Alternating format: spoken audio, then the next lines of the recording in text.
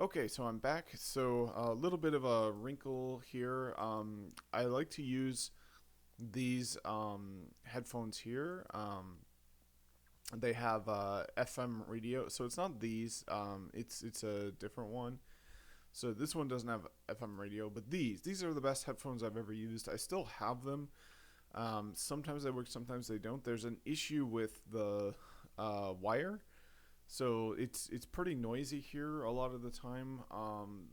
Depending on what's outside. Actually, it's pretty quiet here a lot of the time, but there's a leaf blowing crew out there, which really I have trouble focusing when there's noises like that.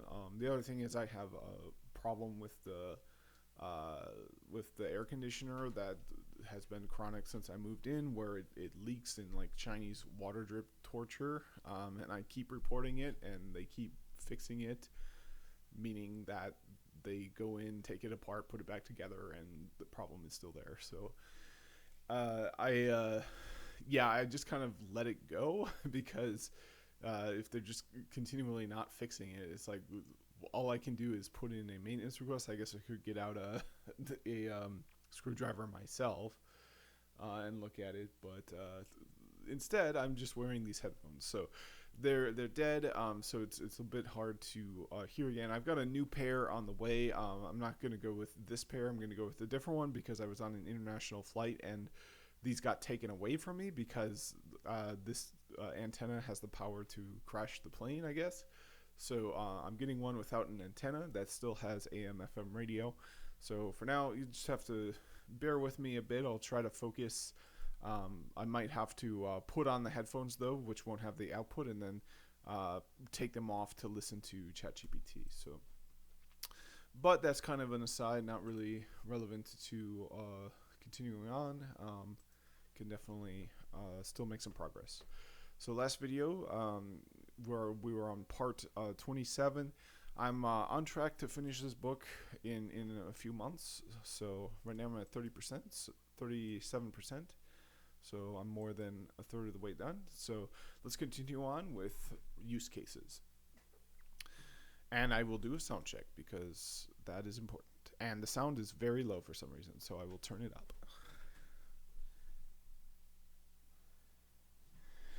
All right, the sound is a bit better now. Okay, so, and I just want to see the bookmarks, and that the leaf blower is bothering me, so I'm going to put on my headphones even though they don't work. All right, that's a lot better. Okay, so now we're on to use cases. In this section, we are going to learn how to implement, using machine learning techniques, a number of use cases that I believe will be relevant to you. We have no intention of solving these use cases in the most optimal way. My goal is to try to help you learn multiple strategies and give you tools, intuitions, and tips for you to start experimenting by yourself. The following table provides a summary of what you will learn in each use case. Number 1, use case. Is there something wrong with my network subscribers? What you will learn. How to detect anomalies in a time series. Multiple algorithms and approaches will be reviewed. Sound check looks good. Number 2, use case. Are my SD-WAN devices behaving as expected? What you will learn. How to detect outliers in a set of entities which are supposed to behave similarly, but some may be doing it differently. Number 3, and this is the use case, and then what you will learn is next. So the third use case is what different types of SD-WAN devices do I have deployed?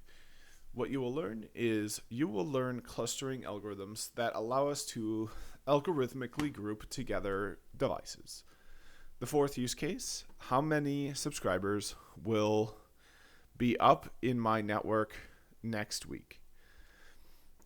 So you will learn strategies and algorithms to forecast and predict future of a metric and predict the future of a metric. Number 5 Is cabling in my network correct? You will learn data correlation techniques that will allow you to discover your network topology in a completely vendor and technology agnostic manner. Number 6. What are the driving factors for problems in my network? You will learn how to use algorithms used in purchasing recommendation systems to detect toxic combinations in your network. Number 7. What is the severity of this log message? You will be introduced to natural language processing to perform log severity classification. Number 8. What log message is expected next? You will learn using NLP techniques how to predict the next expected syslog message to be received from a device. Number 7. Let's generate some new fake logs. You will learn how leading machine learning architectures such as GAN, and we remember what this stood for, generative adversarial networks, can be used to generate new data such as log messages. And the last one, number 10, that router is not properly configured. That's kind of the big one for me. So using NLP, natural language processing techniques, you will build a language model that you will learn how your network devices should and should not be configured and will be able to detect anomalies. The code for all the practical use cases can be found here. All right, so I might as well pull it down at some point. Let me pull it down right now. So this is something everyone in network engineering now should be comfortable with. They should be able to pull up VS Code. They should be able to pull down a repository, and they should be able to be comfortable looking at the repository both in VS Code and in GitHub. I find sometimes I do use both. Like, let's say in this UC1, I want to see a certain file. Then I could, like just here, I want it to be there. In a cross version control, let's say I want to see a different version of the file. I like using both. The other thing I would say that everyone by this time in network engineering needs to be comfortable doing is using Jupyter Notebooks. So it's really as simple as typing UPYTER notebook. That's all you have to do, and then it will do the rest. It will set up the server, so you're having a Juniper server, and then it will even take you to the client, to the port that it's running on. So the client is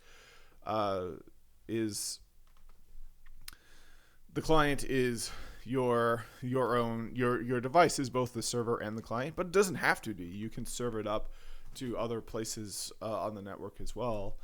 And then it will start everything you need to log in. It will even give you the place to go. It'll pick out a port. It picked out 8888. And then it will also provide you with a password or token. We can see it is right here.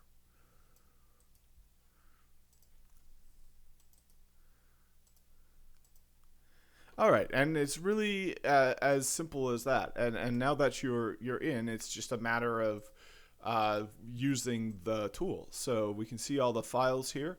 We've got this file has a special symbol here. We'll print that, and there we go. We can see this is a Jupyter Notebook, and the advantage we get through that is we can see the graphs listed there, and then we can see we get easier to read markdown that we can put. Imagine if all this was in there, you'd have to follow the Python syntax. You'd have to have quotes, but here you can just write it in markdown.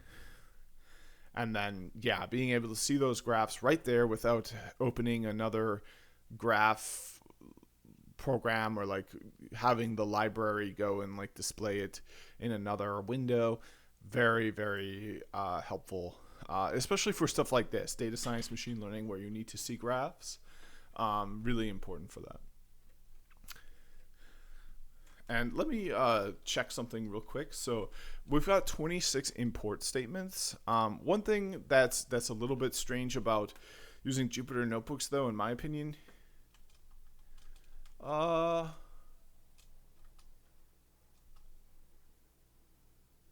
never mind. I was gonna say sometimes the code is written a bit differently because it's in a Jupyter Notebook, but that's not the case. It's just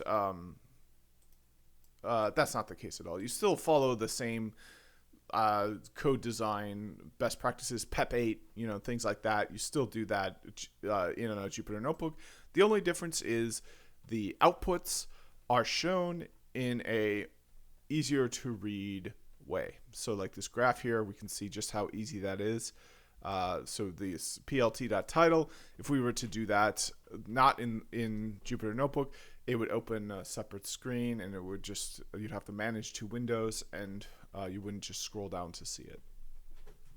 All right, so that's something everyone should be familiar with. It really spells it out for you right here. It even says here, use Control-C to stop the server. So we're going to do that. We're going to use it once, and then we get confirmation. So I'm going to hit W. You can use it twice to skip confirmation, but it's all spelled out there for you. It's really a tool that makes things easier, not harder. So I definitely recommend using it. And then the other really good thing about VS Code is we get this version control panel, so we can see what changed. So yeah, so this is the Jupyter Notebook here, and this is what's cool as well is I have a lot of weird extensions. Yeah, now it's a dead kernel, so I can close this. I hate having to close pop-ups and restart for extensions. I absolutely hate that. But you know what? It is worth it in the end, because we can see, like, look at how nice there is. There is ways to do something like this in other sorts of programs that don't have pop-ups and require extensions. I mean, they do require extensions, but don't require you to like reload, and don't interrupt your workflow. That's what I really hate. But you can see it's worth it. You can get used to it. It's just clicking some things down every once in a while, and you get this really nice printout. It's even got it formatted the same way a Jupyter Notebook was. So you can see your Jupyter Notebooks right here, pretty much. All right, so we've got some other files in here. These are just these are our data, so they're massive files. These are weights, so this is the result of our machine learning. So yeah, let's take a look at the size of this file and then move on. So I think if I go, it'd be easiest to see the size in Linux. So we're going to go to UC1, use case 1, and then we're going to do ls-al to look at the size, and then we're going to do H as well, so it's human readable. And oh, that's kind of interesting. So these actually aren't that big. Well, I mean, this is near a gig, which is big for if it's just a bunch of text. So this one is definitely pretty big. This is the MSE best, and then the dense best. That one's large as well. This one's smaller, so I'm going to open this one anyway. Oh, and you know what? It's not a file that can be opened here. It's an unrecognized file. It's a FD. It's an HDF5 file. So I'll do a quick search for what that is. For if there's any extensions for this. So it looks like we do have a previewer, and sorry, I couldn't get to the pause button fast enough.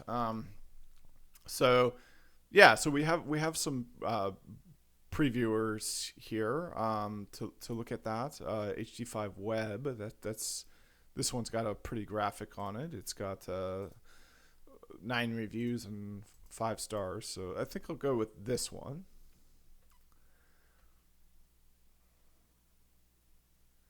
Yeah, let's go with this one. And now we can see even more the power of VS Studio Code, because now we have an extension that allows us to look at this file and see how sophisticated it is. So we've got our weights, and then we should have a visualization of the results of the machine learning. So we'll learn more about that as we go as we go through the rest of the book. But for now, we're all set environment-wise. I recommend you run the notebooks for these use cases in Google Colab. Oh, okay. Upload the files to your Google Drive, and you can simply double-click on the notebook. The notebook has specific paths defined where it expects to find the different files, libraries, datasets. Either modify the paths to point to where you have the files, or make sure you create the same paths in your Google Drive so the notebook can run. You know what? I'm not going to do that. I'm not going to run it in Google Drive. I'm just going to run it locally. And then I hopefully won't have to modify any of those paths. So I'm going to cd and then pwd, basically the most important commands in bash. Bash is the name of the CLI application that runs in Linux. So now I'm at the root folder of this repository. So I will open a Jupyter notebook from here. All right, so now I can click this and we've got our notebook open. So now we can go into any of the files, and the links should be good. If we want to see these HD5 files, now we can flip back over to VS Code and view them there. One very important path to mention is the one that refers to the SANS library. Make sure it is added and the library accessible in your drive. Okay, so I don't know about that. Let's do a search for it. So we're going to go here. I'm going to go to SANS. We do have a README here in Markdown. So we can preview it and see what that actually looks like. So use case, they recommend, I don't want to do that.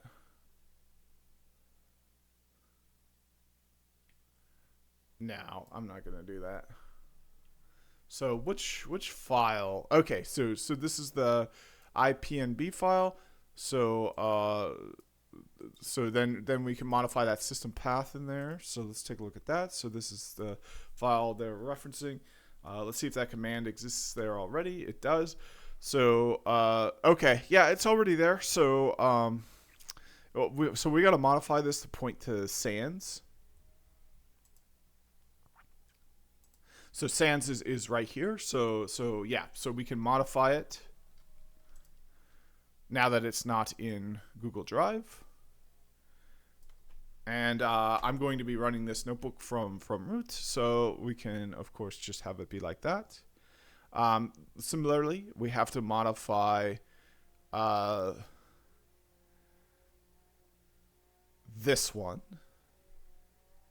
So let's do that. So we're going to do, same thing. It's just in the root folder there. So, and this can get tricky for beginners. This is definitely not a beginner series. The book actually goes to the intermediate level. Okay, and then so let's do this. So we're going to go to the kernel. We're going to restart and clear output. And then we're going to run each cell one by one. So running this cell, perfect. Yep, so we should get that library easy. And where is this running? Well, it's running localhost 888. So it's running in my subsystem for Linux. So this is like a cool way you can get a graphical interface that interacts with the files in your subsystem for Windows, your your WASL, Windows subsystem for Linux. All right, so that was successful. So let's run the next one.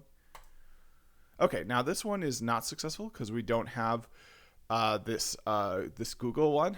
I think we can just delete this cell actually, because what we're doing here is we're mounting as the root folder for this the in Drive. So I'm not using Drive, so I'm gonna go to the cell, and I'm gonna go to I'm gonna try to go to delete, but I don't see it there. So instead, what I'm gonna do is right click, and I don't see an option for deleting there either. So finally, I will go to, you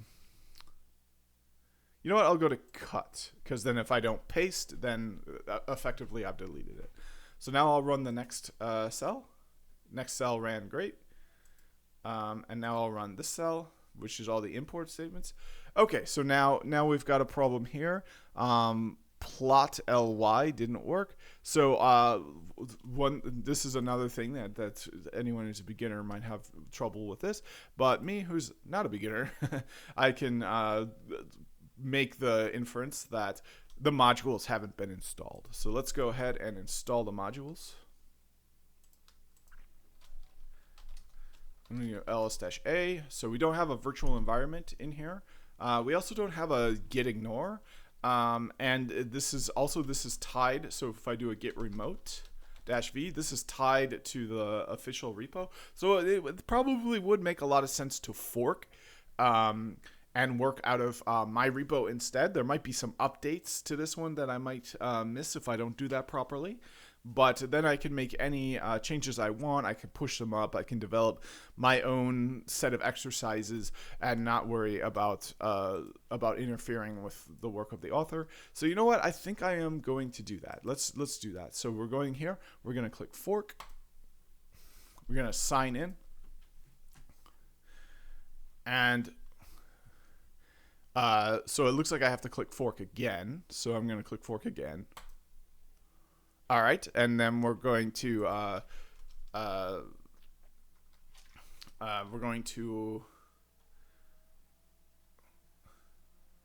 okay. So this is just, I can't duplicate something in my own repo. That's okay. So yeah, let's just do everything like this. And then we can contribute back by adding my own branch. But for now, we're just going to take the main branch. So any further development, I'm going to do duplicate here, because then I get the back button. But let's take a look at the other branches. So all there is the main branch. So that makes things really easy. Create the fork. All right. So now I've got some options here. We can set up. Those options went away. And now I'm at a place where I want to be. So now I will copy this instead. And I will get out of this one and remove it. And now I will pull down my fork.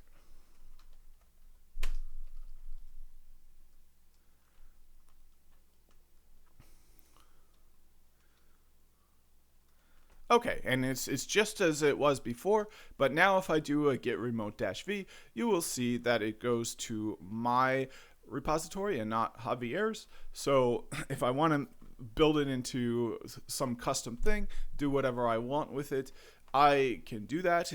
And I'm still not completely severed from the original one. If I want to make a branch and make some changes that I think will help the original author, I can do that as well through a branch and through pushing it up to that original repo. So let's go into the same folder that was there before, except for now it's different.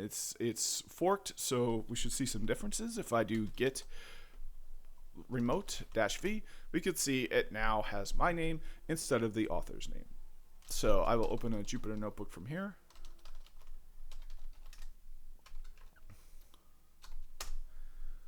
All right, and then I will make those modifications in the path so that it is saved in mine and not in the author's. All right, and all I need to do is click on one of those links that already have the authentication there.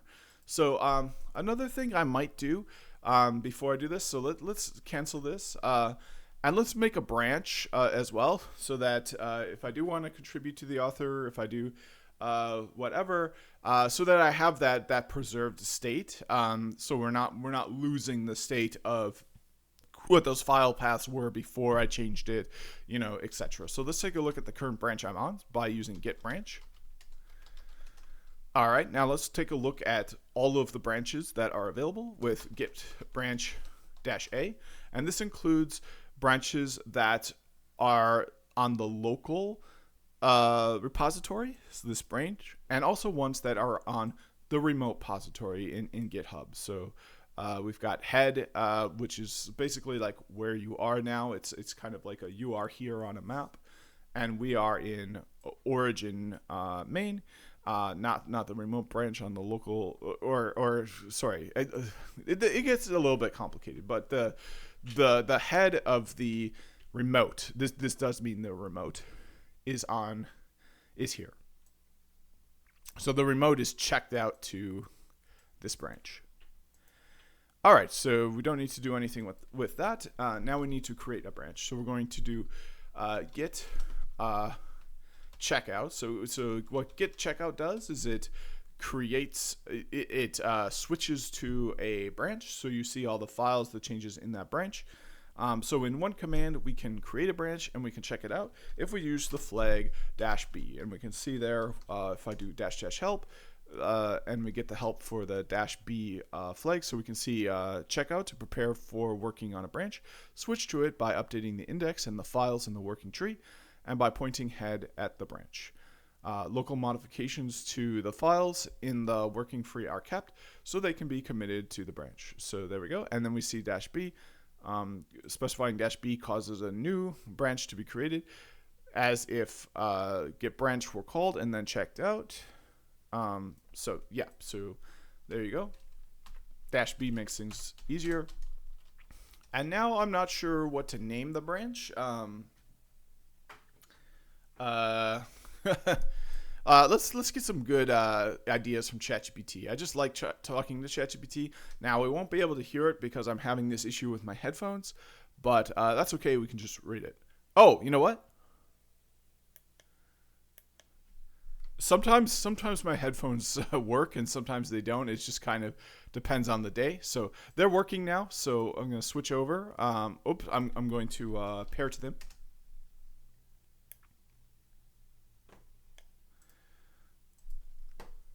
All right, and now I'm going to switch over to them.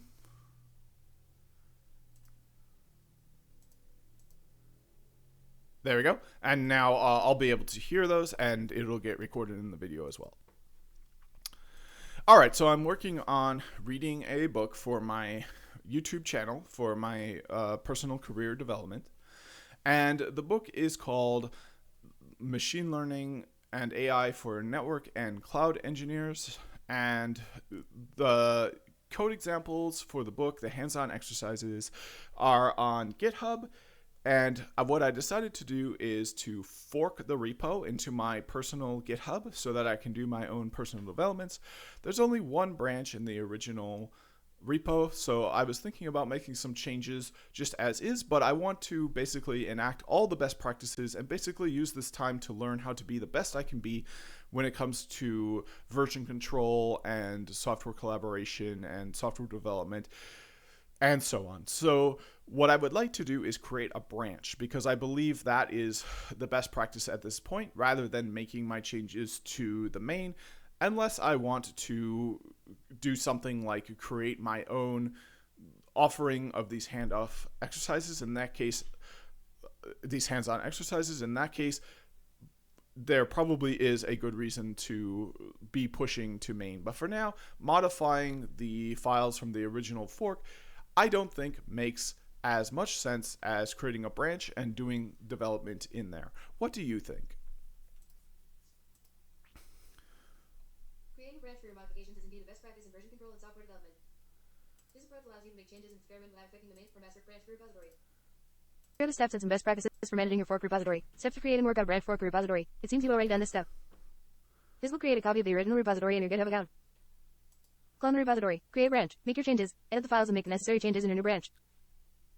Commit your changes. Push the branch to your fork repository. Best practices for version control. All right, and I can stop that. So there was a bit of drama in my last video.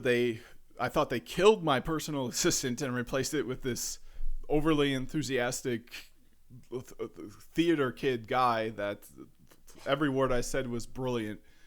But I just had use ChatGPT voice checked. So when I uncheck that, now I get back my ability to adjust the speed, and I lose the expressiveness in the voice, which I don't really like having there when I'm just trying to learn something. If I'm having just a conversation, then the expressiveness is fine. But when I'm trying to actively learn something, I just want to be efficient with my time. Okay, so here we go. So these are the best practices for version control. That's important. You know what? I'm gonna have the AI read this, and we're just gonna listen to it. Creating a branch for your modifications is indeed a best practice in version control and software development. This approach allows you to make changes and experiment without affecting the main or master branch of your repository. Here are the steps and some best practices for managing your fork repository. Steps to create and work on branch fork repository. It seems you've already done this step. This will create a copy of the original repository in your GitHub account. Clone the repository. Create a branch. Make your changes. Edit the files and make the necessary changes in your new branch. Commit your changes. Push the branch to your fork repository. Best practices for version control: use descriptive branch names. Use branch names that describe the feature or fix you are working on. For example, feature, add new exercise or fix, typo in exercise. Write clear commit messages. Commit messages should be concise and descriptive. They should explain the what and why of the change is made. For example, added a new exercise for chapter 3 on neural networks. Keep commits atomic. Each commit should represent a single logical change. This makes it easier to understand the history and roll back changes if necessary. Pull latest changes regularly. Keep a branch updated with the latest changes from the main branch to avoid merge conflicts. Use pull requests. If you are collaborating with others or even for your own review, use pull requests, PRs, to merge changes from your branch into the main branch. This allows you to review and discuss changes before they are integrated. Create a PR on GitHub from new branch named main. Add a description and reviewers if applicable. Document your changes. If you add new features or significant changes, update the documentation accordingly. This makes it easier for others and your future self to understand the modifications. Additional tip for collaboration and development: code reviews. If you're working with others, code reviews are essential.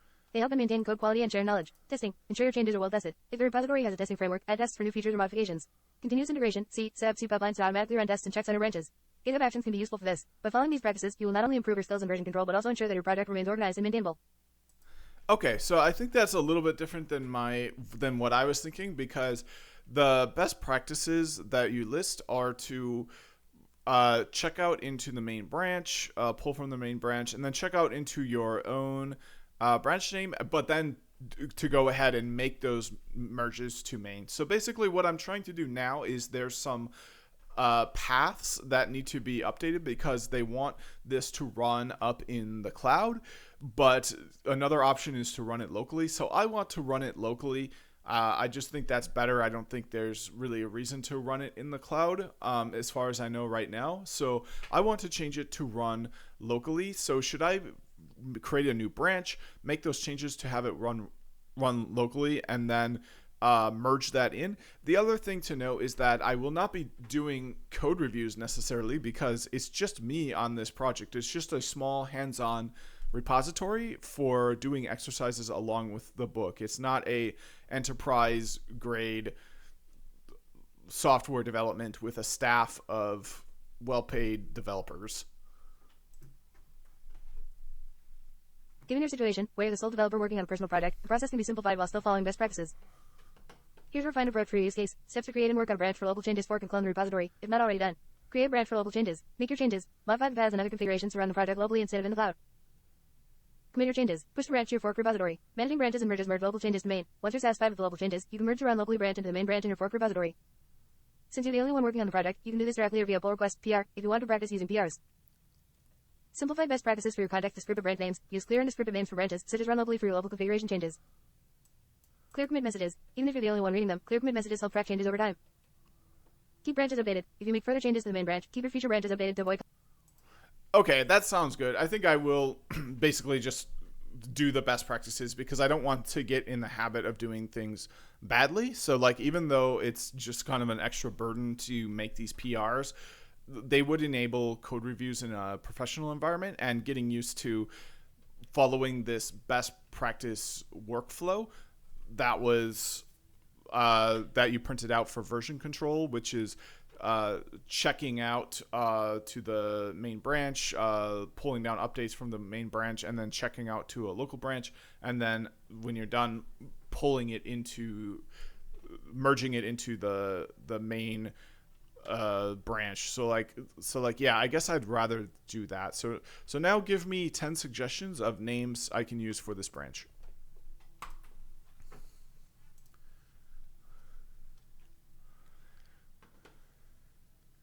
Great to hear you're committed to following best practices. Here are 10 suggestions for naming your branch that reflect the work you are doing. Feature, global setup feature, run locally enhancement, global environment config, global paths dev.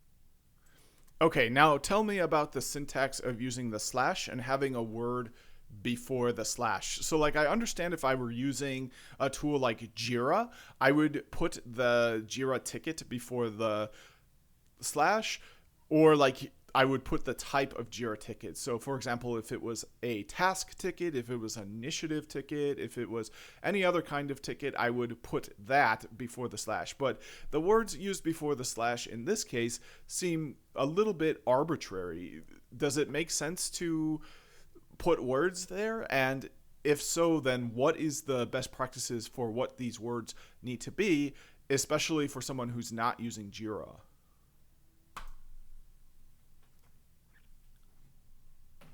Using a slash in branch names is a common convention in Git to categorize and organize branches. This practice helps in managing and navigating through branches more efficiently, especially in larger projects. Here's a breakdown of the syntax and best practices for using the slash convention in branch names. Syntax and structure. The general structure is common categories. Even if you're not using a tool like Jira, categorizing your branches can still be beneficial. Here are some common categories and their meanings. Feature, for new features or enhancements. Example, feature, global setup. Bug fix, for fixing bugs or issues. Example, bug fix, path correction. Hot fix, for urgent or high priority fixes, usually in production. Example, hot fix, critical fix.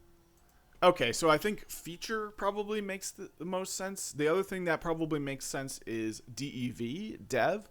So, and then after that, I think local setup probably makes the most sense as well. So help me choose between feature and dev, and help me consider the other choices. Assign a letter grade to each choice.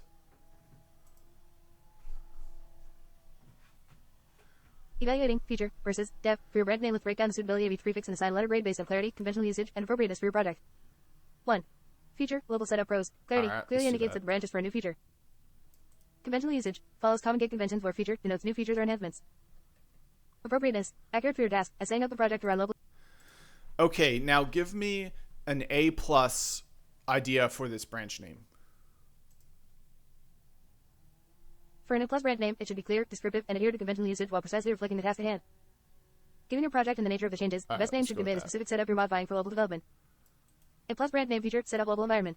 Pros, clarity, clearly indicates that the branch is for setting up the environment locally. Descriptive, provides a detailed understanding of the task, which is setting up the global environment. Conventional usage, follows the feature, prefix convention, widely recognized in Git workflows. Specificity, precisely describes the nature of the changes, ensuring anyone reading it understands the purpose without ambiguity. Grade, A+. Breakdown feature indicates that this branch involves adding or changing a feature. Set up global environment, specifies that the changes are related to setting up the global development environment. By choosing this name, you'll ensure that your brand name is both professional and informative, making it easy to manage and understand in the context of your project. All right, so now I got to make these changes. So we don't need Google Colab, so I will cut that out. And then we need different paths here, so I will change those. And the dot means from this current working directory. I opened the Jupyter Notebook in the root level of the folder. So actually, you know what? This was incorrect. It has to be UC1, like that. Oh, you know what? No, this is correct because we're going for sans.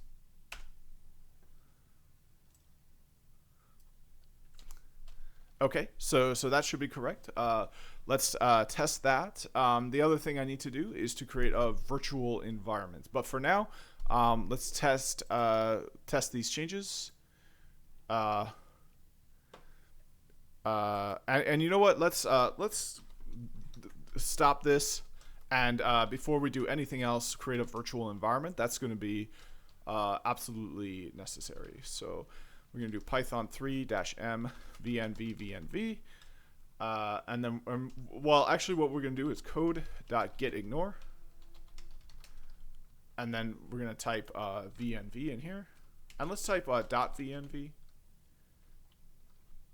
Okay, and then we'll do a Python 3-m vnv dot and then dot .vnv.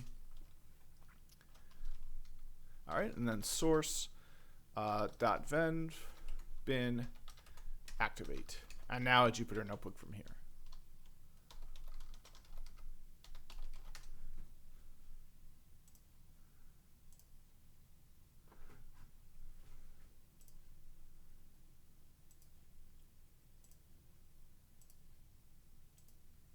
All right, and with that, I need a quick break, so I'll pause it and be right back. All right, I'm back. It turns out I don't have unlimited time this morning, but I've got a fair bit, especially now. So let's continue going. Oh, you know what? Let's continue setting up the project so that I can do the hands-on exercises. So we're going to. So now that we've got Jupyter Notebook running with the Venv open, the virtual environment in Python. Now we can run all these cells, and now it will install it in the Venv because I've got it open. It's running there, so everything's going to happen where it is running here, and we can see it's running with the Venv open. All right, so this should look pretty much exactly the same. Might see something calling out the Venv somewhere, but probably not. Nope, so we don't see anything like that. But it's successful, so the next one is just a markdown cell, so it's successful by default. This one we don't need anymore, so we can cut it out. And now this one, we need to change the paths to make it run locally. And now here's the big test. If it runs, we're good. All right, so that one's good. And actually, this is the big test because we need all these libraries, and we saw in the last one that installing these libraries failed. So we've got a same problem here. Importing Plotly failed. So let's take a look at that line.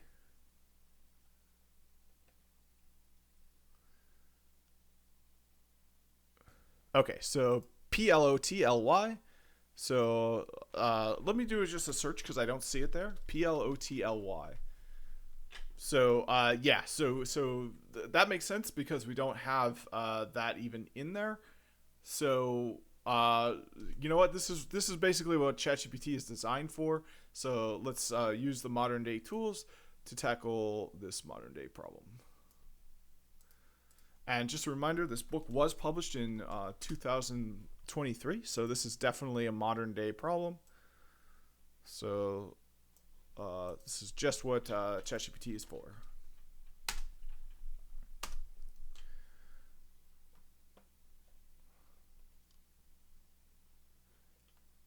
The error message in your screenshot indicates that the Cburn library is not installed in your Python environment.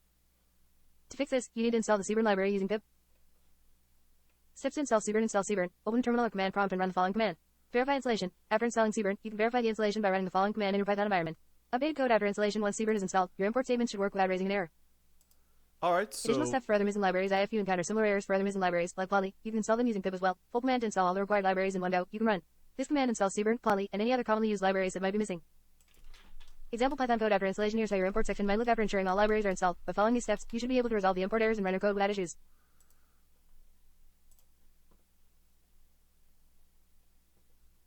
okay, so yeah, we just need to add the pip install, and actually we need all of the missing ones. So let's do this full command here to get all of the missing libraries. So we can even just add it to the profit. So it's still just one line of code, but now it does everything we need it to do. So I'm going to do reset and clear output. And this should make it so that this next one runs successfully.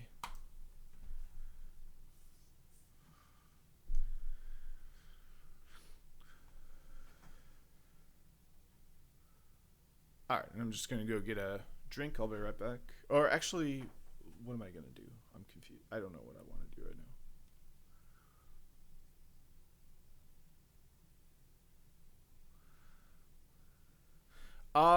What I want to do is pause it and kind of have a bit of a more substantial breakfast for a few more minutes. So It's going to take a while for like big libraries like TensorFlow, and then we can see it's half a gigabyte, which is kind of a lot.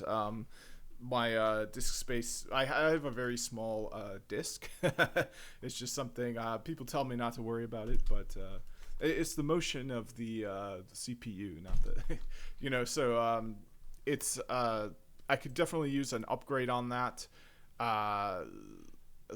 But for now, I basically just manage it. So let me go back to yeah. So here we go. So if I go here and I go properties, we can see how much space is there. I think you know what, I have to go to properties on the local disk. I think I did it on this PC. There. So now we can see the free space. Yeah, not a lot there to work with. So,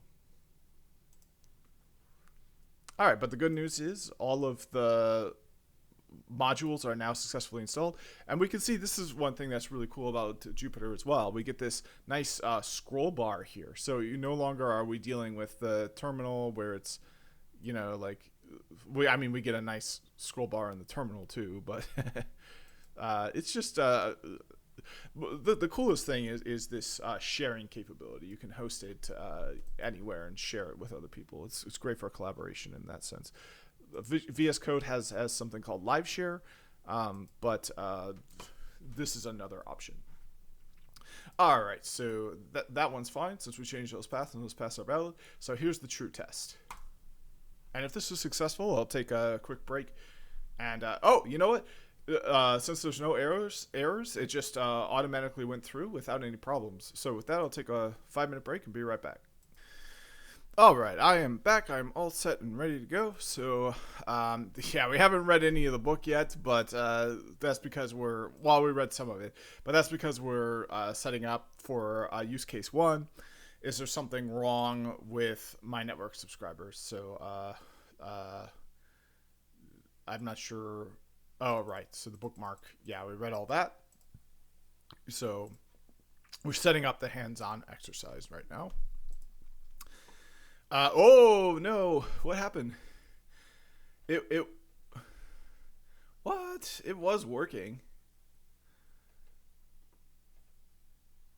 We've got Seaborn now.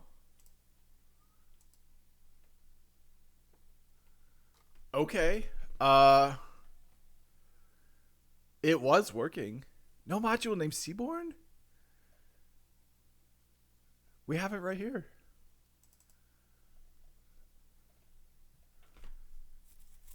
It's, yeah. Why is there no module named Seaborn? It's right there. What? All right, let me just clear all output and start again. And this is the slow way of doing it. I mean, this one was successful, so we don't need to clear this output, but it takes a lot less time because everything's already there. So we can see the cell advance to the next one.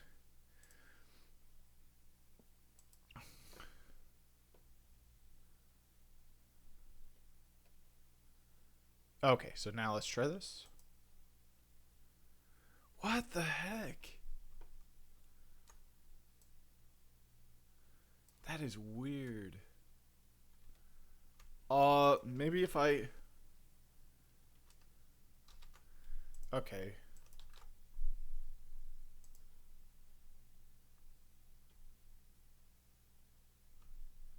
To ensure that your environment is set up correctly and that all necessary libraries are installed, you can use the following Python script.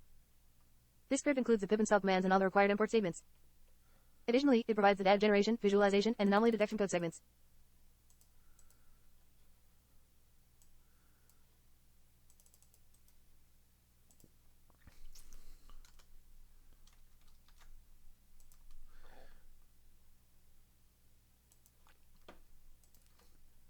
Now, this is the kind of thing where, like, using a tool like Juniper, it's like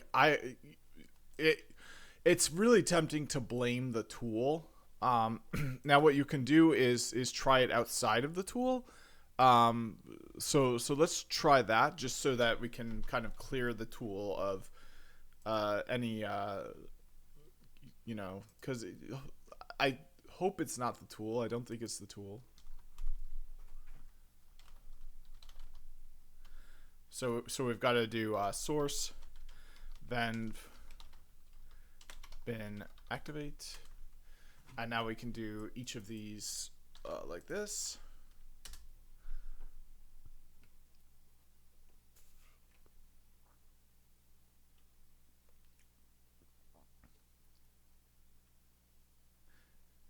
Okay, and now something's weird happening because it's saying it's not behaving in a way. Oh, you know what? It's because we don't need the exclamation point because we're just running it right there. We don't need no exclamation point. All right, so then we'll do this one. And now we've got a problem here. Oh,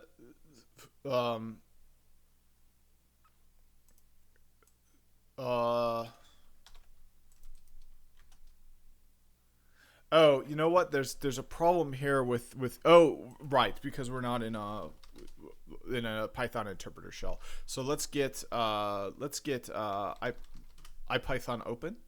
So we're gonna do a pip install IPython.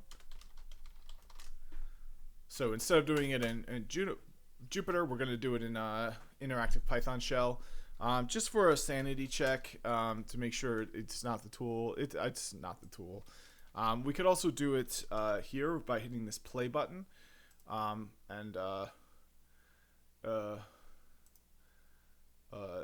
enabling the suggested extensions. There we go. So now we've got we have to choose the kernel environment. So here we go. Not the global. We're going to choose that one. Yep. So yep. Let's install the ikernel package. All right, and then we'll go to here and delete the search. And some of them need reloading, so let's reload the ones that need reloading. Okay, and there might be another one that needs to reload. Nope. Okay, so everything's good with that. We've got a new file here. We've got this checkpoints file. I think we can ignore that safely. We don't need that up in the repo.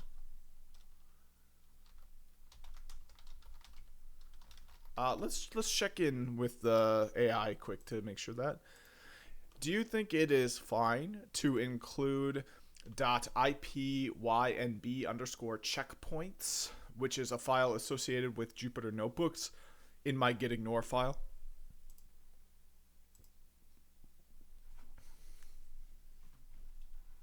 Including ipynb_checkpoints in your gitignore file is a good practice.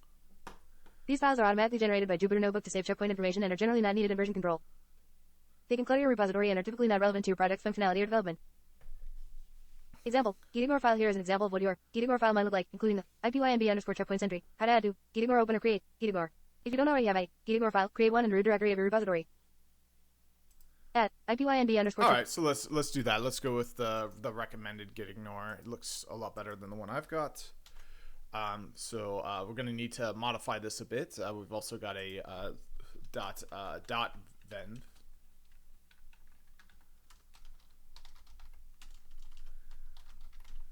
All right, and then we can ignore data files, which we do have some. Yeah, we have the HD 5 data files that we'll ignore. The things in sans, we're not going to modify those. Should probably ignore the pictures as well. I don't know. I don't want to overcomplicate it. Yep, and then here we can comment out because we don't want to. You know what? We could ignore the sans directory because, you know, this is his hard-earned, hard-fought stuff. So we don't want to modify that. So let's ignore sans.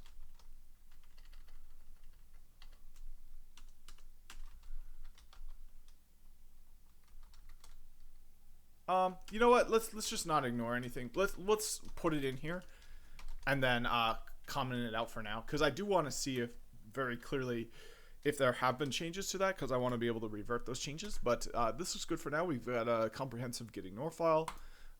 We've got IPython installed to try to test this outside of the Jupyter Notebook environment. We've got all of the modules installed through pip install. So now we're going to try to import them.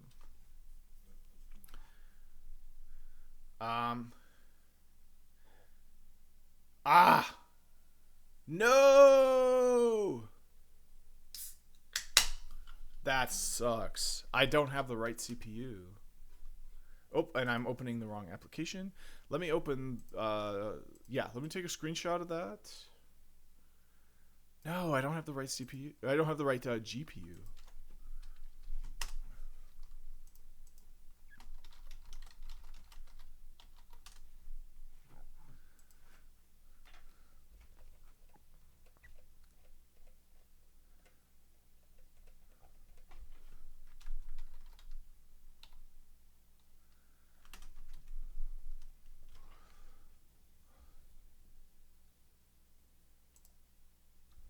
Okay, this is what I have. I have an NVIDIA. Usually you need an NVIDIA, and that's what I have. But it doesn't seem to be correct.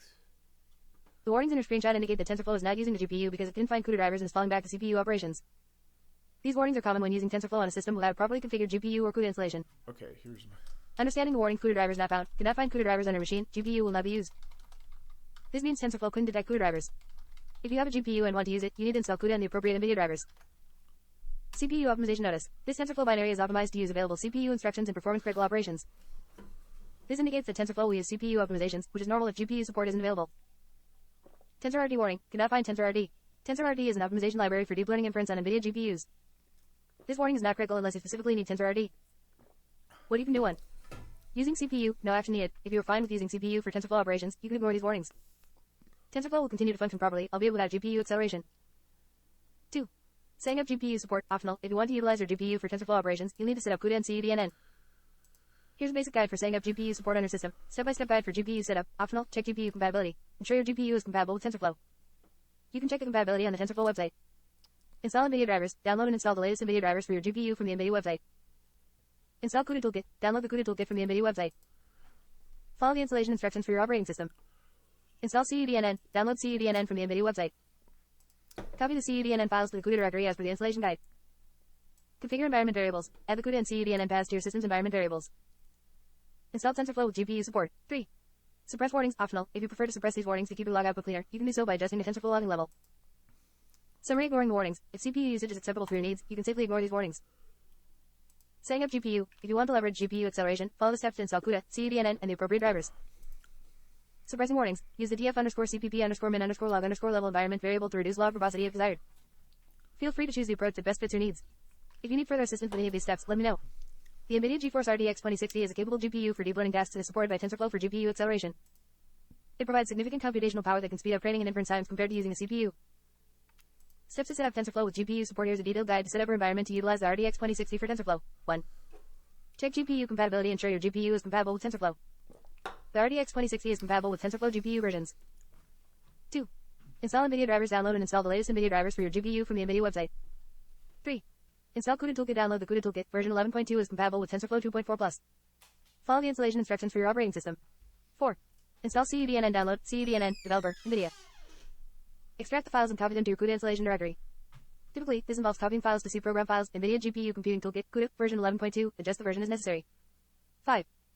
Set environment variables. Add the following paths to your system environment variables. CUDA Toolkit, C program files, NVIDIA GPU Computing Toolkit, CUDA, version 11.2 in.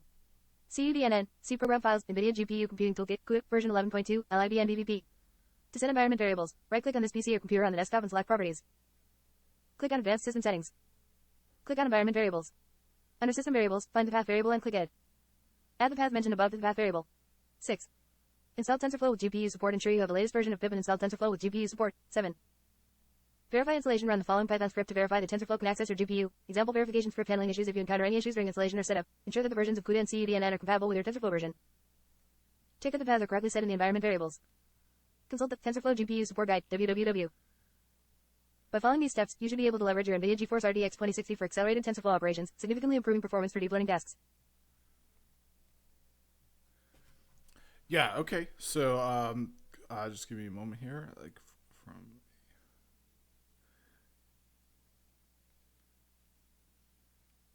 Okay.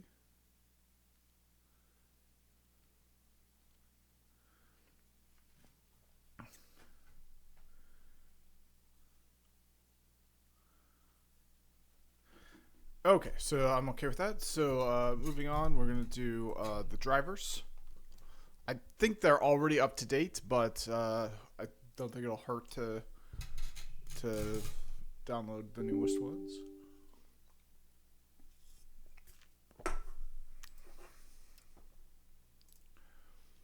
All right, so we're getting the drivers. Yeah, I've got a Mega gaming PC. It's not the state of the art. I got it from Discount Electronics. I'm lucky here in Austin. They have Discount Electronics. It's based out of Austin. They sell nationwide, but I just walked into the store and this. I was making a pretty penny at the time, and this was only $1,500, marked down from $1,600.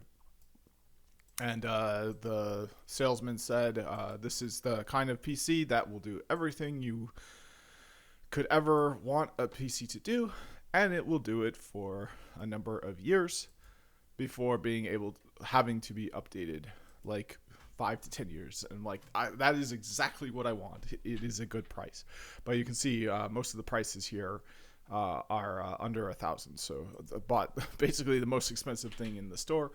But the reason I bought it is because I want to do VR applications and I want to do machine learning. So I needed something fairly expensive for that.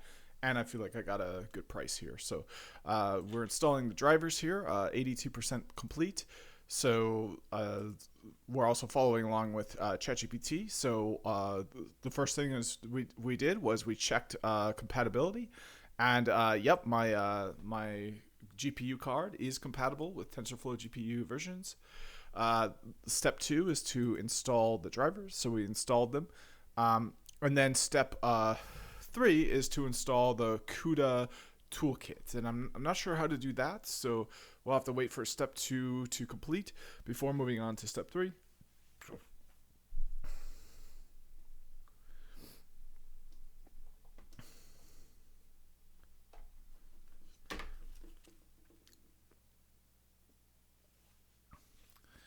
All right, so now we've got an option here. We can install a graphics driver and GeForce Experience. So Experience requires data. Okay, so they're going to take data from... I'm okay with that. I don't know. I'm doing a custom application for machine learning. So kind of for them to do what they want might be in conflict with what I want to do. But let's just accept it and continue. And then we'll do, you know what? Oh, let's feed everything into ChatGPT. Why not?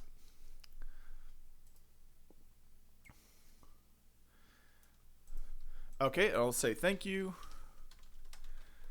I am working on step 2. And then I will include the screenshot.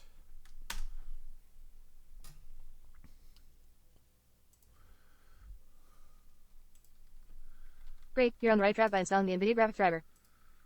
Here's a step-by-step guide to continue setting up your environment for TensorFlow GPU support. Installing NVIDIA drivers select installation options. If you want additional features and automatic updates, choose NVIDIA graphics driver and GeForce Experience. If you only want the drivers without extra features, choose NVIDIA graphics driver. Click Agree and continue. Complete installation. Follow the on-screen instructions to complete the installation of the NVIDIA drivers. Restart your computer if prompted. Installing CUDA Toolkit in CUDNN1. Oh, okay. Download and install CUDA This is Toolkit. what I Go to the needed. CUDA Toolkit download page, developer. Select your operating system and download the installer for the latest compatible version, Alright, so preferably this CUDA should be 11.2 pretty or as required by your straightforward. TensorFlow version.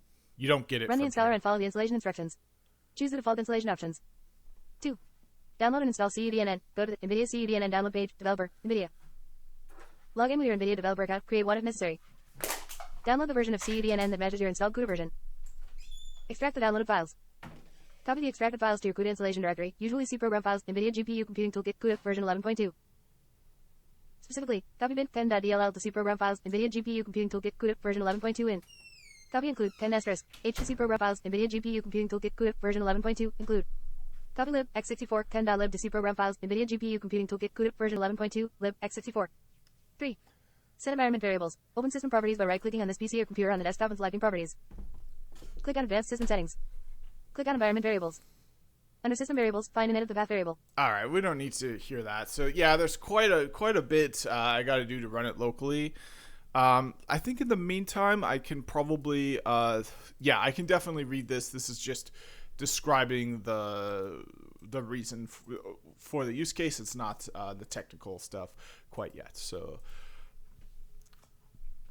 So the use case is there something wrong with my network subscribers? And I'll do a sound check because that makes sense. Pain point in our network above. I don't know. Above where? What do you mean? Okay. Well, I don't know what he means by that. It's probably missing. But let's continue. So the provider edge devices are also running as broadband network gateways, BNG. So this is like a service provider style network, which is great because that's the one I have the most real world experience with and the most academic experience with too, because I tried to get that Juniper expert level in the service provider branch. So they directly provide internet access to subscribers based on their region. Based on that, at any point in time, a certain number of subscribers are active. This number will vary across regions, but also based on time of the day of the week, and potentially other factors such as network authentication issues, etc. Net, the number of subscribers on a BNG is a metric we are interested in tracking because an anomalous value could mean there is some problem that needs to be investigated. Therefore, our pain point here is to evaluate whether the number of subscribers in a certain BNG from our network scenario is usual or not. This metric will evolve and certain variations are expected. We need to implement some mechanism that can detect anomalies properly. Note that the exact use case could be developed for any other metric of interest, so feel free to find equivalencies in your use case of interest, and you can very much apply the same to any other metric of your choice. Approach. The approach to this type of problem could be to determine the correct upper or lower threshold for such a metric to determine if the value is normal or not. However, the suitable thresholds may vary over time due to seasonality, for example. Therefore,